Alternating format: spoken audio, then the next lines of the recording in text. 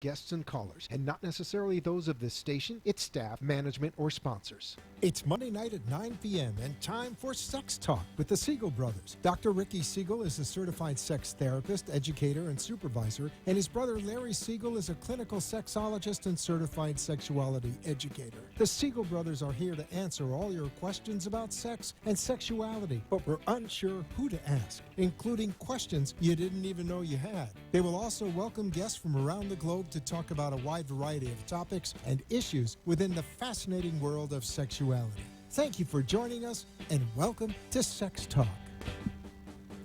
Good evening, and welcome to Sex Talk with the Siegel brothers. My name is Dr. Richard Siegel. I'm a certified sex therapist. And I'm Larry Siegel, a clinical sexologist and sexuality educator. And my awesome big brother.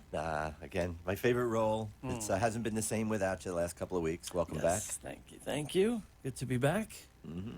Yeah. Had a little road trip, taking my baby cross country. Yeah. She's left the nest. She has. She has. And how are your ovaries doing? Ah, Twitching? yes. Yeah. I feel it in my umbilicus. Yes. Good. That's the way it should be. More men should have those feelings. Seriously. Yeah. So, but again, good to be with you again. Good to be back here. Thank you all for joining us. Those of you who are joining us on Facebook, very nice to, I guess, see us. Yes, thanks for wish we could joining see us. you. Please hit like and share. We would be so grateful. Absolutely. And if you're on the radio with us in South Florida, we're on WNN 95.3 FM and 1470 AM. Yes, Our indeed. call-in number here, if you'd like to call in and join the conversation, is 888-565-1470. Yes, indeed. So give us a shout. So either through Facebook or call us on the phone and join the conversation itself. Yes, we are here every Monday night to talk about sex. Right. A subject. And related issues as well. Indeed. Yeah. A lot of tendrils. Yeah. Sex is a strange subject. It seems everywhere and used in every possible way to sell things and get people's attention.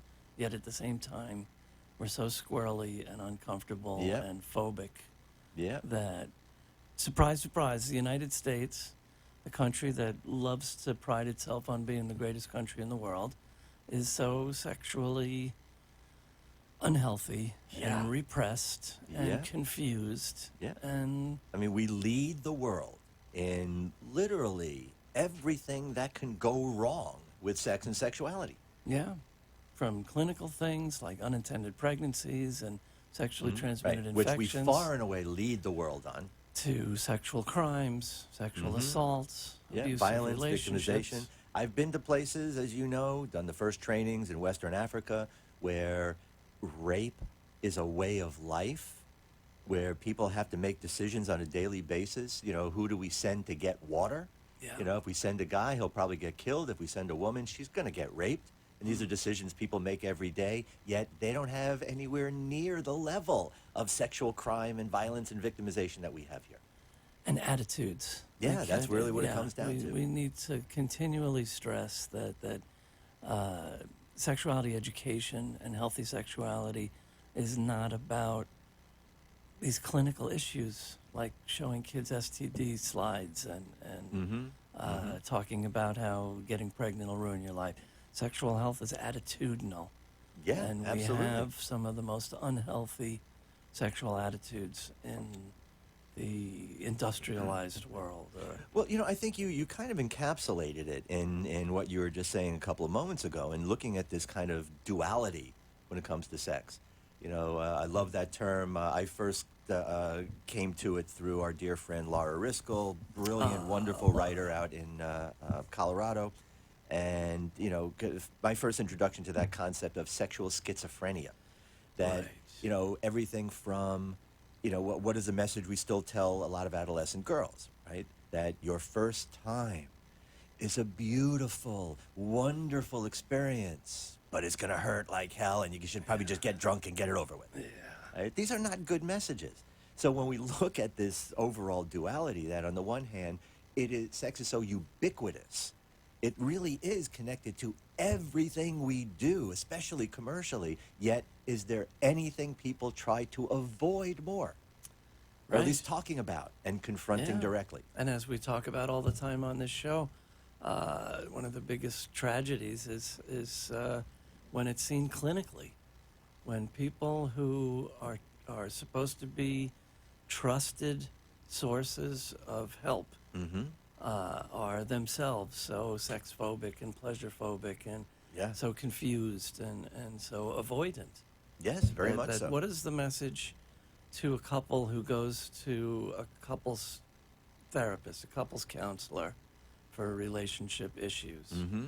And either the counselor doesn't even ask about their sex life, or hears anything remotely sexual and goes, I got to refer you because that's not my specialty. Or there's a third piece in there too, that the couple will bring up the sexual issue and the therapist will turn around and say, "Oh, Yeah. no, we can't. We're not ready for that yet. Yeah, right. We have to build a rapport. We have to do all that nonsense that We have therapists to like talk to talk about about your to avoid." communication. Right, exactly. Right. And I think the message is very much like the message that is given to the child who asks a question, maybe like, "Where do babies come from?" Yeah. And they're told to, "Shh, not You're- now. you're Don't too talk young. about that. You're too too young young for that." Right, exactly. So, I mean, it is that sex negativity Yeah. that we continue to perpetuate. And yeah, parents always fail to realize that the kid's gonna not stop asking, just stop asking them. Exactly. And that's why everyone wonders why our sources of information are always so unhealthy. Right.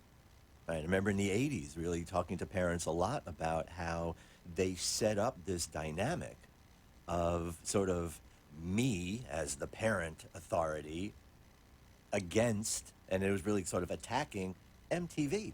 Sure. And the messaging that comes in popular media and videos and stuff like that. And I used to tell parents that if you're ever going to put yourself in that adversarial relationship, You're gonna lose. You're going to lose every time. That's right. Absolutely. Yeah. So again, and we've for many years even talked to that sort of how do we deal with the messaging, sort of a karate approach or a judo approach.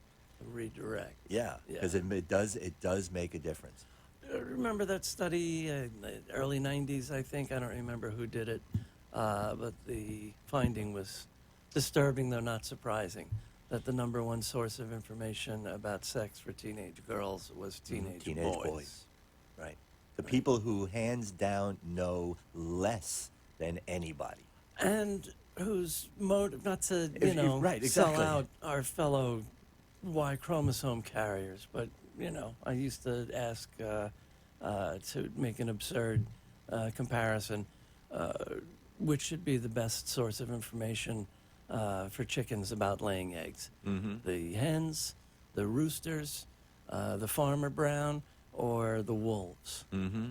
right? And the wolves hanging around the chicken coop should not be the Right. source of information, Right. Exactly. right? Exactly. Yeah. So yeah, So- we've again something we've talked about for so long, and this is one of those things where we really haven't done well in moving the needle, but just in the whole aspect of raising sexually healthy kids. Yeah. And part of being sexually healthy is sexually literate. Right. And we have so many.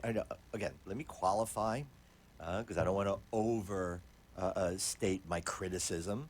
That when we look at this It's generation, right, like, especially with a lot of millennials, there are a lot of young people that are not only on it, but they're so ahead of the curve. Mm-hmm. But we have to understand this is not the norm. Right? These are that sort of far right, smaller part of the bell curve. Yeah. Most people are still falling under the largest area of the bell curve. And Lack they of do not know information. anything. But it's the parents and it's the adults that seem to automatically default to the sense of, well, they know everything. They're internet generation. They know everything. They're exposed to all of this stuff. They learn all about this stuff. I wish they would come into some of our classes. Yeah. This internet generation that does not know how to send an email, that does Right. not know how to attach something to an email, Right. all right? this is not a technologically necessarily intelligent generation. Yeah. Just because they are on their phones all the time and they know how to text. Instagram's probably not the best source of sex ed either. No, it Yeah. definitely is not. So, we have some of these kids that, yes, those that know their stuff kind of know their stuff, and it kind of keeps me hopeful. But most of these kids do not know, as much as they're exposed to around sex, they don't know much of anything. That's true. And the Yeah. parents that just sort of almost willingly, not even tacitly, but willingly take that step back and default to the internet. They default to whatever websites they can go to. Right. And I think that is incredibly damaging. Do you remember, I think it was it the record breaker for the longest title workshop we ever did? Back, it was, how do we teach them to say no in the 90s when all we did was say yes in the 70s? Right? That something was happening with these 40, at that time, 40 and 50-something, aging hippies who were just as uptight and uncomfortable and not talking to their kids Right. as our, like, Ozzie and Harriet, Leave It to Beaver era parents, where we understood why they didn't talk to their kids about sex because their parents didn't talk to them, and it was just sort of a given, even though it was wrong, that nobody talked about sex in the Right. 50s. But hippies, I remember thinking, if hippies can't talk to their kids about sex, who can? Yeah, and that is something that, as you know, is something of a pet peeve of mine. That when we do look at all of these parents, especially 60s, 70s, we have the hippies, and we have the those that are just in assorted ways hip, not necessarily hippies, but these people that, they're growing up, and these were issues that they even fought for. So what confuses me is how come so many of these strong-minded, socially conscious, feminist Right. people. All right, let me reemphasize that part of it. These feminist people Yeah. have raised a generation of girls in particular who are not strong, are not resilient. In fact, we seem to be going out of our way, and a lot of these feminist parents are going out of their ways to legitimize the victimhood, the frailty. Fragility, yeah. That This trigger warning era. it drives me absolutely crazy. How did this happen? Yeah. Right? How did these feminist parents raise such snowflakey children, to use Bill Maher's term? Yeah. And just so, not just easily offended, but like primed Waiting to be offended. like wanting Right, to be offended. absolutely. Yeah. And there's another piece that comes along with that, too, another one of my pet peeves. I think I was sharing this with you, actually, earlier today, that it was something that I heard from Nancy Pelosi that made my head wanted to explode.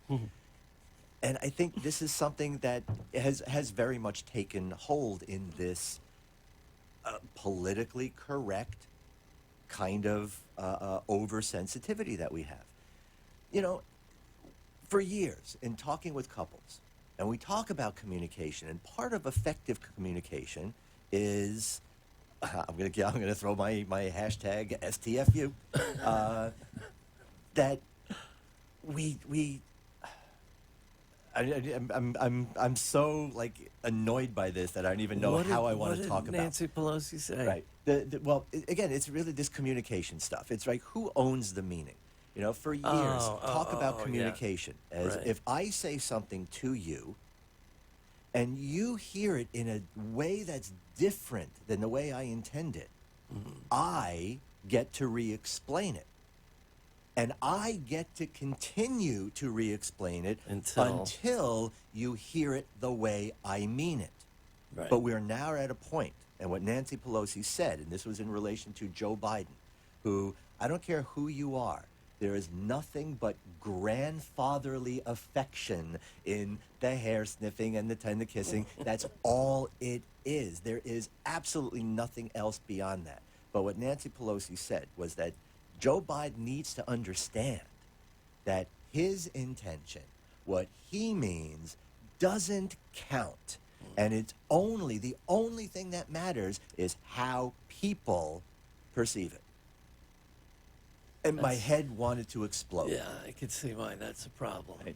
But this is the kind of the time that we're living in. This really is something that people believe. Yeah. We see on NPR, right? Again, I didn't want to make this the focus this politically, but this is just the context in which it came up in.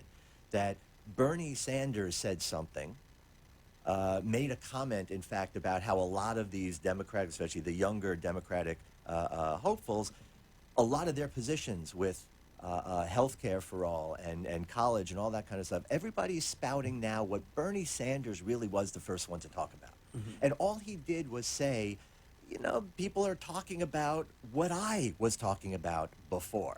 And I heard somebody Well, it was on NPR. radical 4 years ago. Well, sure, but the point is, he got criticism from pundits, liberal pundits, because they interpret that as saying, oh, all these female candidates, what, they're not allowed to have an original thought? They have to do what he wants them to do? What, they're not? And again, I wanted to reach through through the radio and just go, this has to stop.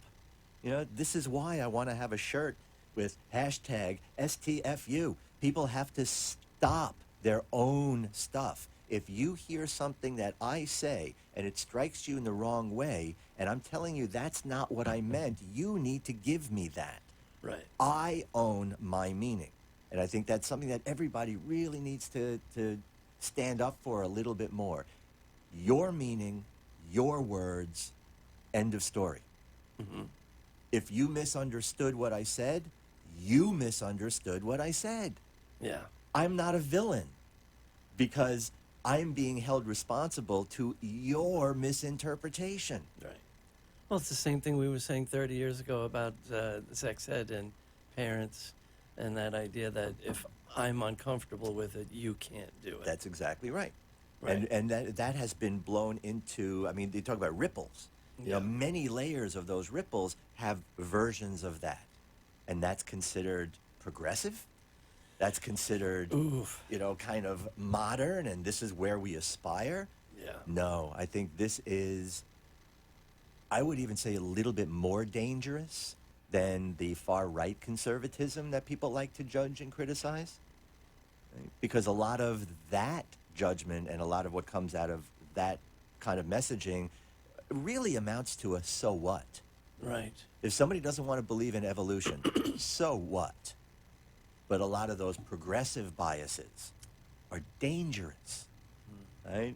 And just as one example, a lot of that progressive parent, again, it is a bias and it's nonsense, and they need to STFU about it, that vaccines are dangerous. Yeah. So I'm not going to vaccinate my kids. And I should have the right to do that.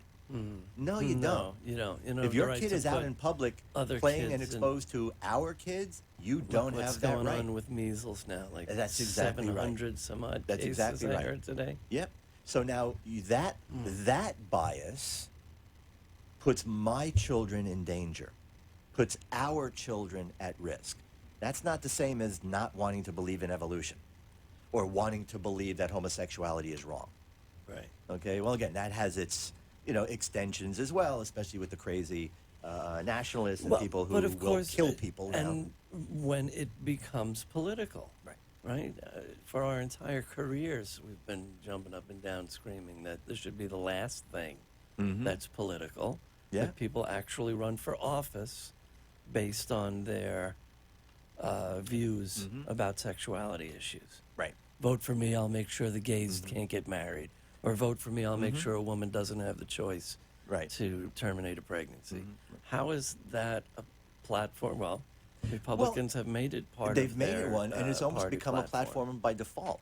Yeah. Because, again, so many progressives and so many liberals, especially young people, would rather just sort of indulge their own attitude.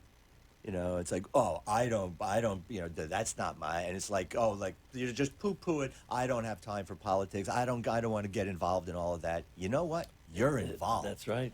And you are involved That's up right. to your necks.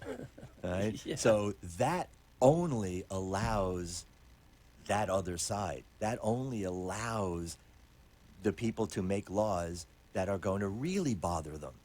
Look at what's going on now with abortion laws. I was just looking this article from Fortune magazine. 21 abortion restrictions have already been enacted in 2019. More are coming. Lawmakers in 28 state legislatures. Now, of course, this has been going on since 1973, Sure, since Roe sure. v. Wade, but it seems more fevered right now than any time in the last 40 some odd years. Well, yeah. And And, one of the reasons for that is because there has been this very unbalanced kind of power that has, I think, really taken hold. And it has been not chipping away, it has been devouring at the core foundation of what has really kind of made this society. When we look at the Supreme Court, when we look at the federal court, which people need to be more aware of, right? Yeah. Because even That's- if everything changes tomorrow, we're still screwed. For Because the federal decades- courts for are decades to also come. lifetime appointments. Yeah. And each federal judge will see several hundred cases a year as opposed to a Supreme Court that will maybe see A a total dozen. of 8. Yeah. But this is scary stuff. I mean, it's bad enough we've been dealing, again, for decades with laws. How long have we been saying that, as men, this makes us nuts? Yeah. We don't understand why all women aren't just constantly pissed off and marching in the streets. These laws that clearly have no other purpose than to humiliate or shame or induce guilt or treat women like they're stupid Absolutely. and incapable of handling such serious decisions. How Right. come Right. there's no laws requiring women watch videos of breast augmentation surgeries gone wrong? Yeah. Right, of exploding implants Yeah, and women hemorrhaging. Right, a woman can get a boob job on her lunch hour if she wants, but if she wants an abortion, she has to jump through hoops. Depending on Right. where she lives, she has to wait days. She has to go back and think about it because this is very serious, and we have to make sure That's you right. really understand the gravity of what you're doing. So you come in for an appointment, you go home and think about it for 48 hours, and then come back and we'll let you schedule. And if we schedule, we're going to force you to watch an ultrasound. Now, okay, Right. it makes sense to do an ultrasound and not do an abortion on a woman who's not pregnant. Like, Well, but we're also duh. not talking about the kind of ultrasounds that most But women think about. It's these laws that say a woman must watch. Like I get images of Clockwork Orange where Right. they strapped Alec down. Let me interrupt forced you for a his second. eyeballs. Let me interrupt you for a second because we need to clarify this. Mm-hmm. That the ultrasound that you're talking about is not that jelly on the belly Well, that most that was people the think newest thing in the Right. eight- The 12 ultrasound they are years ago. forced to watch. That was one legislator in one state. Unfortunately, that bill didn't pass. But yes, But there's others that are like that. the push for the transvaginal Right. ultrasound because jelly on the belly wasn't good enough, which basically amounted to another assault. Right. Or Well, Again, where this nonsense really comes from, the jelly on the belly wasn't good enough because this male legislature apparently does not know much about female anatomy. that's right. They think a woman's Right. a fetus is growing in a woman's vagina. Right. So if you put that ultrasound, that long, basically rod, almost like a small baseball bat, into a woman's vagina forcefully, with a camera inside right, it. with a camera, Right. you're going to put it in the vagina and you're going to look at a fetus. Well, presumably looking through the cervix, but it's But no, you It's much can't. clearer Even through with the that, belly. even with It's- that, yeah, it's- that's just not going to it's happen. just something else to make a woman feel Right. as horrible as possible and go through as much Absolutely. of a humiliating experience. How many of these bans that are up in a number of different states now? What was one of them called? Reason bans. That it now becomes, if these pass, that a doctor will have an obligation to kind of try to talk out No, it's of worse it. than that. Whatever reason a woman may choose to terminate a pregnancy is never going to be good enough, and it's never going to be allowed under these laws. If a woman, for example, an ultrasound shows that a fetus has hydrocephaly, right, where the brain is basically forming outside the skull, there's absolutely no chance the baby will survive more than minutes to hours. Right. But they will force the woman A to live deliver birth.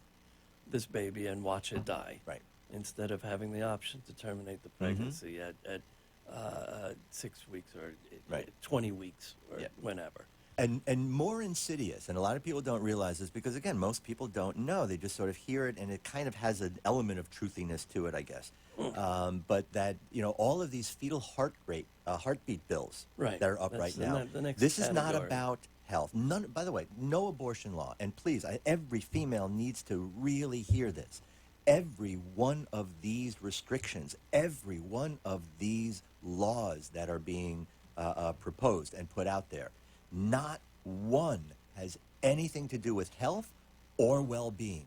It is all about throwing women back in time where they have no agency, they have no control They over are their body. incubators. The incubators Absolutely. at the will of men.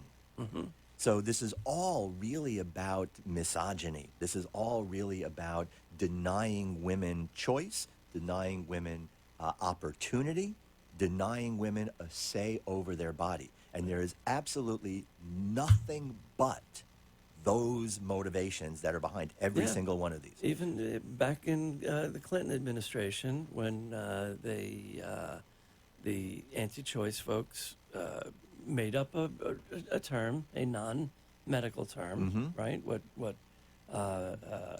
OBGYNs refer to as late-term abortion that didn't have enough emotional pow. Right. So they made up this term, partial birth abortion. Yep. And Clinton said every time they proposed, the Republican Congress put forth one of these bills, he said, I will happily sign it to ban these procedures as long as you add one little statement to except in cases to save the life of the mother. And they refused to add that. Right. Which is Conservatives have the always only refused time that. those procedures are ever performed. Well, see, that's the thing, too, They because make it seem like women are, being wheeled into the delivery room going, oh, never mind, I changed my mind. I No, don't no, want but not just I that. want an abortion. they also, and I have heard this, and not just that one example that this president said the other day, but I've actually heard them say that a woman can actually give birth and then decide to terminate. That's right. Then that's just... So it's murder. Well, as always, the music comes on and tells us that our time flies way too quickly. Yep. There's never a shortage of outrage and things to talk about in our world of poor sexual health. Yes, But indeed. we continue on banging the drum Keep on it. in That's the right. hopes that people will continue striving for sexual health. Indeed. So And we'll be here ranting and raving again next week and every Monday at 9 for Sex Talk with the Siegel right. Brothers. Have a great week and Thank you continue for to strive joining for us. sexual health. Good night.